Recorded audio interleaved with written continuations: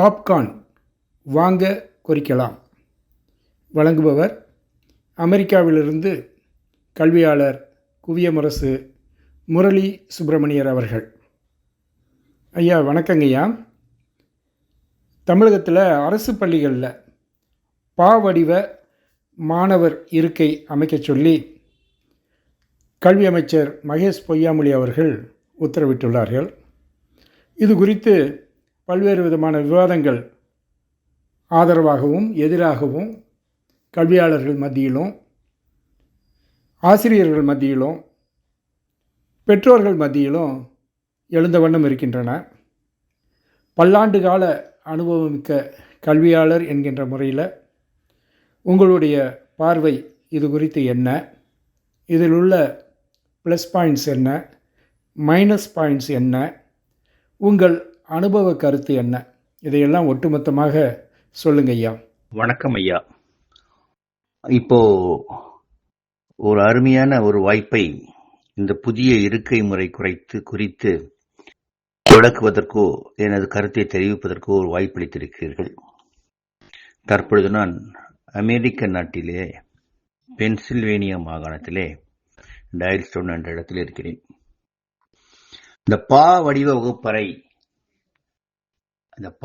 வகுப்பறை என்பது தமிழ்நாட்டில் அரசு பள்ளிகளில் சமீபத்தில் அறிமுகப்படுத்தப்பட்ட ஒரு புதிய வகுப்பறை அமைப்பு என்று அனைவரும் கருதுகிறீர்கள்.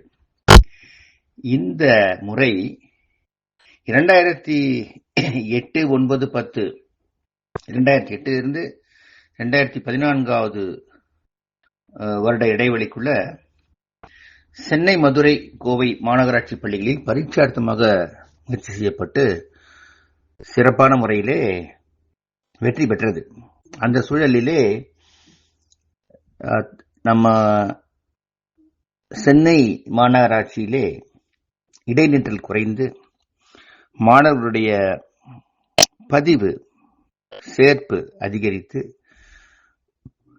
விட்டு சென்ற மாணவர்களும் மீண்டும் சேர்ந்து உங்களுடைய கற்றலினுடைய தரமானது உயர்ந்தது.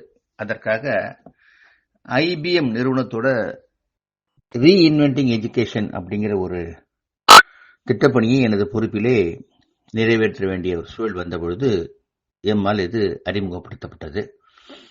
அதன் வெற்றிக்கு பிறகு 2010 தற்பொழுதைய மாண்புமிகு சுகாதார அமைச்சர் ஐயா மாசு அவர்கள் சென்னை மாநகராட்சியினுடைய மேயராக இருந்தார். தற்போதைய மாண்புமிகு முதல்வர் அவர்கள் துணை முதல்வராக இருந்தார்கள். அந்த வளர்ச்சிக்காக எம்மையும் IBM நிறுவனத்தையும் அவர்கள் பாராட்டி கேடயம் அளித்தார்கள். அதன் பிறகு இப்பொழுது மீண்டும் அது சிறப்பான முறையிலே மற்ற மாநிலங்களிலே செயல்படுத்துவதாக சமூக வலைத்தளத்தில் வந்த பிறகு இங்கே இருப்பது தவறு. நம்முடைய அரசாங்கத்திற்கு ஏற்கனவே இது பள்ளிகளில் இருந்து வந்திருக்கிறது. இப்பொழுது அது அதிகாரபூர்வமாக பரவலாக்கப்பட்டிருக்கிறது. அவ்வளவுதான். இதனுடைய முக்கிய அம்சங்கள் என்று பார்த்தால் மேம்பட்ட பார்வை மற்றும் கண் தொடர்பு. மாணவர்கள் பா வடிவத்தில் அமரும் பொழுது ஆசிரியரையும் பலகைகளையும் தெளிவாக பார்க்க முடிகிறது. பொதுவாக இந்த முறை ஊடாடலை ஊக்குவிக்கக்கூடிய ஒரு அமைப்பாக இருக்கிறது. மாணவர்கள் ஒருவரை ஒருவர் நேரில் பார்க்கக்கூடிய நிலை இருப்பதால் குழு விவாதங்கள், கேள்வி பதில் போன்றவை மிகச் சிறப்பாக நடைபெறும். அது மட்டுமன்றி ஆசிரியருடைய நடமாட்ட வசதி இருக்கும். வகுப்பறையின் மையத்திலே ஆசிரியர் எளிதாக மாணவர்களுடன் தொடர்பு கொள்ள முடியும். சிறு சிறு செயல்பாடுகளை அந்த பா வடிவத்துக்குள் இருக்கும் இடத்திலே அவர்கள் செயல்படுத்த முடியும். மேலும் சம வாய்ப்புக்கான சூழல் இருப்பதால் கடைசி பெஞ்ச் என்ற வார்த்தையே இல்லாமல் அனைவருமே முன்னணியில் இருப்பது போல் அமைக்கப்படுகிறது. இது ஒரு open ended classroom setup சொல்லலாம். ஒரு திறந்த வகையான இருக்கை அமைப்பு அப்படின்னு சொல்லலாம். இப்போ கல்வி நிறுவனங்கள், பெரிய பெரிய உற்பத்தி நிறுவனங்களாகட்டும், இல்லை ஒரு விளம்பர வியாபார நிறுவனங்களாகட்டும், வர்த்தக நிறுவனங்களாகட்டும், அலுவலகங்களாகட்டும் திட்டமிடுவதற்கு என்பது ஒரு முக்கியமான விஷயம். அதிலே ஒரு குழு விவாத முறை பயன்படுத்தப்படுகிறது. இந்த முறையிலே மாணவர்கள் அந்த குழு விவாதத்திற்கான பயிற்சி எடுத்து அனைவருமே ஒரு சம அளவிலான ஒரு மதிப்பு கிடைப்பதால் மாணவருடைய செல்ஃப் எஸ்டீம், சுய மதிப்பு என்பது உயர்கிறது. பெரும்பாலும் இந்த மெதுவாக கற்றல் அப்படிங்கிறது எப்படி வருது? மெதுவாக கற்றல் என்பது ஒரு முன்னால் இருக்கிற மாணவன் வந்து அந்த ஆசிரியரையோ அல்லது கரும்பலையோ மறைக்கலாம். அப்ப இவரால் தொடர்ந்து அந்த செய்தியை ஏற்றுக்கொள்ள முடியலன்னா அவனுக்கு போர் அடிக்கலாம், சலிப்பு தட்டும். அப்போ பக்கத்தில் இருக்கிற மாணவரோட அதை அப்புறம் பார்த்துக்கலாம்னு விட்டுருவாங்க. இது அப்படி அல்ல. எல்லா மாணவர்களுமே ஆசிரியரை கவனிக்க முடியும் என்பதாலும் சரி, ஒவ்வொரு குழந்தையுமே கற்றுக்கொள்ள வேண்டும் என்ற ஆர்வத்துடன் தான் வருகிறார்கள். ஸோ அவருடைய அந்த ஆசைக்கு தீர்வு கிடைப்பதால், அந்த ஆர்வத்திற்கும் அறிவு தாகத்திற்கும் தீர்வு கிடைப்பதால் மிக சிறப்பான முறையாக இருக்கிறது. குறிப்பாக செயல் விளக்க பாடங்களுக்கு இது ஏற்ற முறையாக இருக்கிறது. நாடகங்கள், அறிவியல் கண்காட்சிகள், அறிவியல் செயல்பாடுகள் போன்ற செயல்முறை வகுப்புகளுக்கு இது நல்ல ஒரு இடமளிக்கிறது. இந்த அமைப்பு மாணவர்களுக்கு ஒத்துழைப்பு, சமூக கற்றல் மற்றும் உறவு புரிதல் ஆகியவற்றை ஊக்குவிக்கிறது. இது ஒரு வகுப்பறையை உறவுகளுக்கான மேடையாக மாற்றும் முயற்சி என்று பள்ளிக்கல்வி இயக்குநரம் அறிவித்திருக்கிறது. மிகச் சரியான ஒரு வார்த்தை. இதற்காக நமது பள்ளி கல்வித்துறைக்கும் கல்வி அமைச்சர் மாண்புமிகு அன்பில் மகேஷ் பொய்யாமொழி அவர்களுக்கும் மற்றும் இதன் தொடர்புடைய அனைவருக்குமே என்னுடைய பாராட்டுக்களை நான் தெரிவித்துக் கொள்கிறேன். இந்த பா வடிவ வகுப்பறையிலே சில சவால்கள் இருப்பதாக சில கருத்துக்கள் எழுவுகின்றன. பா வடிவ வகுப்பறை அமைப்பு மாணவர்களின் ஈடுபாட்டை ஊக்குவிக்கிறது என்றாலும் கூட சில பாதகங்கள், சில நடைமுறை சிக்கல்கள் இருக்கலாம். அதுல உடல்நல சிக்கல்கள் எடுத்துட்டீங்கன்னா, பக்கவாட்டில் அமர்ந்திருப்பவர்கள் கரும்பலையை பார்க்க கழுத்தை தொடர்ந்து திருப்ப வேண்டியிருக்கும் அப்படிங்கிறாங்க. தொடர்ந்து திருப்ப வேண்டிய, எப்பொழுதுமே திருப்பி பார்க்க வேண்டியதில்லை அவங்க அந்த இடத்துல. இது கழுத்து வலி, தோள்பட்டை வலி மற்றும் செர்விக்கல் பிரச்சனைகளை ஏற்படுத்தும் வாய்ப்பு இருப்பதாக சொல்கிறார்கள். இது சதவிகிதம் மிக விழுக்காடு சொன்னா ஒரு மிக குறைவாகத்தான் இருக்கும்.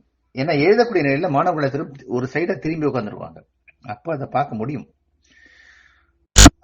அடுத்தது கண்ணாடி அணியக்கூடிய மாணவர்கள் பக்கத்திலிருந்து பார்க்கும்போது கண்ணாடியின் ஓரப்பகுதியின் வழியாக பார்க்கலாம். அதற்கு அந்த பசங்களும் அது போன்ற பிரச்சனை உள்ள மாணவர்களை கரும்பலைக்கு நேராக இருக்கிற மாதிரி உட்கார வச்சிடலாம். அதனால இது கண் விழுத்தம் அல்ல தலைவலி ஏற்படுத்தும் சொல்றாங்க. அதெல்லாம் இல்ல, அதுக்கு ஏற்ற மாதிரி உட்கார வச்சுடணும். ஏன்னா எந்த முறை எடுத்தாலும் அதில் சாதகங்களும் உண்டு, பாதகங்களும் உண்டு. இதில் பாதகங்கள் குறைவு. நம்ம குணம் நாடி குற்றம் நாடி ஒற்று மிகை நாடி மிக்க குழல்னு சொல்லும்போது இதுல அந்த சில விஷயங்கள் தொடர்ந்து இருக்க போறது இல்லை. ஒரு மணி நேரம் முழுவதுமே அப்படி இருக்க போறது கிடையாது. அது ஆசிரியர் சிறப்பான முறையில கையாண்டு விடுவார். அடுத்த ஒரு சவால் என்ன சொல்றாங்கன்னா, இடவசதி குறைபாடு. அது ஒரு அரசு பள்ளியில போதிய இடம் இல்லாத வகுப்பறைகள் இந்த முறையை செயல்படுத்த முடியாமல் போகிறாங்க. நிச்சயமா இல்ல. இன்றைய சூழல்ல அரசு பள்ளியினுடைய வகுப்பறைகள்லாம் விசாலமாகவும் மிகப்பெரிய அளவிலுமே இருக்கின்றது. கல்லூரிகளை விடவுமே இன்றைய சூழலே பள்ளிகளிலே வகுப்பறைகளும் அந்த உள்கட்டமைப்புன்னு சொல்ற இன்ஃப்ராஸ்ட்ரக்சர் மிகச்சிறப்பா இருக்கு. அதனால அந்த கருத்தை நம்ம புறம் தட்டிடலாம். ஏன்னா ஒரு வகுப்புல 50க்கு மேற்பட்ட மாணவர்கள் இருந்தால் பாவடிவம் நெருக்கமாகவும் குழப்பமாகவும் இருக்கிறாங்க. இந்த முறை 6, 7, 8, 9வது வகுப்பு வரை சரி. 10ஆம் வகுப்புகளுக்கு மேல இந்த முறை சரிப்பட்டு வராது. ஏன்னா அப்ப கருத்துக்களை மாணவர்களுக்கு எடுத்து சொல்லணும். அப்போ அந்த அரங்கு முறைன்னு சொல்லக்கூடிய தியேட்டர் ஸ்டைல் அப்படிதான் சரிப்பட்டு வரும். அதுதான் சொல்லுவாங்க. அடுத்தது கற்றல் சிக்கல் இருக்குங்க. கரும்பலையை நேரடியாக பார்க்க முடியாத மாணவர்களுக்கு பாடம் புரிந்து கொள்வதில் சிரமம் ஏற்படும். அப்படி இல்லைங்க, எனக்கு தெரிந்து அந்த மாதிரி நடக்கல. ஏன்னா பாடத்தை கற்றலை விட உரையாடல், நாடகம், பாடல் போன்ற செயல் மட்டுமே இந்த அமைப்பு ஏற்றதாக இருந்தாலும் அதன் வழியாகவே மாணவர்கள் கற்றுக்கொண்டு விடுகிறார்கள். ஏன்னா ஒரே அந்த வகுப்பறை நேரம் முழுவதுமே ஒரே மாதிரி அமர்ந்திருக்காமல் பல்வேறு நடவடிக்கைகள் வகுப்பறை நடந்து கொண்டிருப்பதால் அவர்கள் கழுத்துக்களையும் உடல்களையும் அசைப்பதையும் பார்வைகளை வெவ்வேறு கோணங்களை திருப்புவதற்கு வாய்ப்பு இருப்பதால் தொடர்ந்து கழுத்து வலி வருவது என்பது மிக மிக குறைவாகத்தான் இருக்கும். மாணவர்களுக்குள்ள நான் பார்த்து பல பள்ளிகளுக்கு செல்லும் பொழுது நல்ல ஒரு உறவுமுறை இருக்கிறது. ஆசிரியர்கள் மிக சிறப்பான முயற்சி எடுத்து கொண்டு வந்திருக்கிறார்கள். ஸோ இந்த முறை வரவேற்கத்தக்க ஒன்று. இந்த முறையை செயல்படுத்தினால் தனியார் பள்ளிகளும் கூட செயல்படுத்தலாம். ஆனா என்னை பொறுத்த வரைக்கும் என்னுடைய அனுபவத்திலே 9ஆம் வகுப்பு வரை இந்த முறை சரிப்பட்டு வரும். அதற்கு மேல முழுவதும் இவங்க பள்ளிங்க அடலசென்ட் ஆயிடுறாங்க. அவங்க வளரிடம் பருவத்திற்கு மேல பெற்றாங்க. அப்போ அவங்களுக்கு இந்த முறையை விட அந்த பழைய முறை தான் செயல்பட்டு வரும், சரியாக வரும். ஏன்னா அவன் சொந்தமாக சிந்திக்கக்கூடியவராகவும் எழுதக்கூடியவராகவும் இருக்கலாம். அடிப்படை கருத்துக்கள் புரியாத காரணத்தாலே கற்றலையோ அந்த கற்றல் தகவலை பெற்றுக்கொள்வதிலேயோ ஏற்படக்கூடிய சில தடையால் மட்டுமே தான் இந்த மெல்ல கற்போர் அப்படிங்கிறதே வருது. இந்த மெல்ல கற்போர்ங்கிறது இப்போ போயிடும். ஸ்லோ லேர்னிங்கிறது போயிட்டா no back benchers, all are front benchers. எல்லாருமே வெற்றியாளர்கள். ஸோ வின் சுச்சுவேஷன் வந்துடும். மீண்டும் ஒருமுறை இப்படிப்பட்ட ஒரு நல்ல ஒரு மாற்றத்தை அதிகாரபூர்வமாக அமல்படுத்திய தமிழக கல்வித்துறைக்கும் கல்வி அமைச்சருக்கும் மற்றும் தொடர்புடைய அனைவருக்கும் என்னுடைய பாராட்டுக்களை தெரிவித்து, இந்த நிகழ்ச்சியை ஏற்பாடு செய்தவர்களுக்கும் என்னுடைய வாழ்த்துக்களை தெரிவிக்கிறேன். கல்லாத பேரையெல்லாம் கல்வி பயிலச் சொல்லி காண்பதில்தான் இன்பம் என் தோழா என்பது போல் அனைவருக்கும் கல்வியை ஏற்படுத்துவோம்.